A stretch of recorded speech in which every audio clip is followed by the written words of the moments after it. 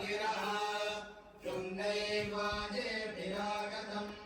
वाजश्च मे प्रसवश्च मे प्रयतिश्च मे प्रसिद्धिश्च मे तेजश्च मे क्रतुश्च मे स्वरश्च मे श्लोकश्च मे श्रावश्च मे श्रुतिश्च मे ज्योतिश्च मे सुवश्च मे प्राणश्च मे अपारश्च मे ज्ञानश्च मे सुश्च मे चित्तं च आधीतं च मे वाक् च मे मनश्च मे चक्षुश्च मे श्रोत्रं च मे दक्षश्च मे बलं च महोजश्च मे सहश्च आयुश्च मे जरा च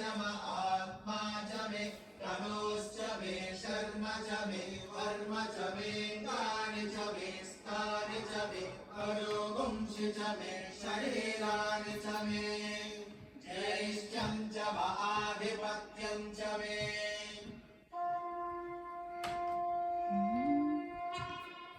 ॐ नमो भगवते रुद्राय ॐ नमस्ते रुद्रमन्यव उतोत इषवे नमः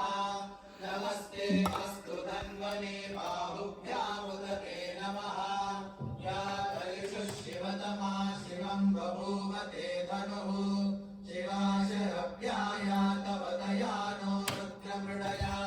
या ते रुद्रशिवा तनूरघोरा पापकाशिनी तया नस्तनुभाषन्तमया गिरिशन्ताभिचाकशी यामिषुं गिरिशन्तहस्ते विवर्ष्यस्तवे शिवाङ्गिरित्रदां कुरु माहि पुंसे पुरुषं जगत् शिवेन वचसा त्वा गिरिशाच्छावदामसि यथा नः सर्वमिज्जगदयक्ष्मं सुमना असत् अध्यवोचदति वक्ता प्रथमो दैत्योऽभिषक् अहेकश्च सर्वान् भयन् सर्वाश्च यातु धान्यः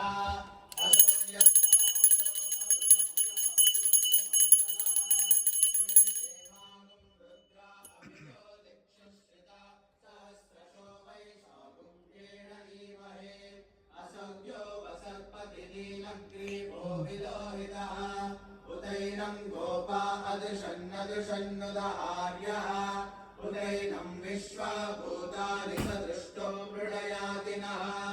नमो अस्तु नीलग्रीवाय सहस्राक्षाय मीदुषे अधो ये अस्य सत्त्वादोऽहं तेभ्यो करन्नमः प्रमुञ्च धन्वनस्त्वमुभयोरार्तियोज्यां याश्च ते हस्तनिशवः पराता भगवो मपा अवदत्यधस्त्वगुं सहस्राक्षशतेषु ते निशीर्य शल्यानामुखा शिवो नः सुमना भव विद्यं धनुक्कपर्दिनो विशल्यो बाणवागुम्भुता अनेशन्नस्येषवहापुरस्य निषङ्गतिः या ते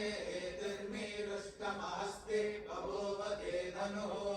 तयास्मान् विश्वतस्त्वमयक्ष्मया परिभुजा नमस्ते हस्त्वायुधाय नाददाय कृष्णवे उमाभ्यामुदते नमो बालादिरुताय नीलकण्ठाय मृत्युञ्जयाय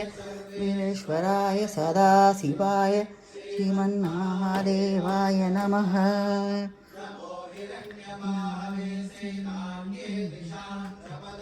नमो नमो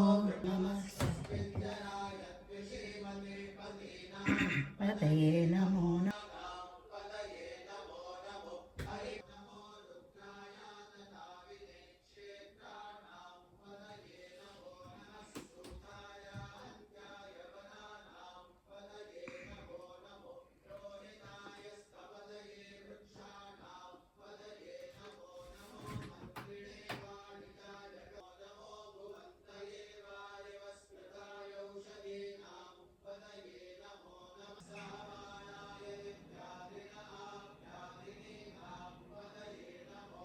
यश्च वो नमो नमः स्वपद्यो जाग्रत्यश्च वो नमो नमस्तिष्ठद्यो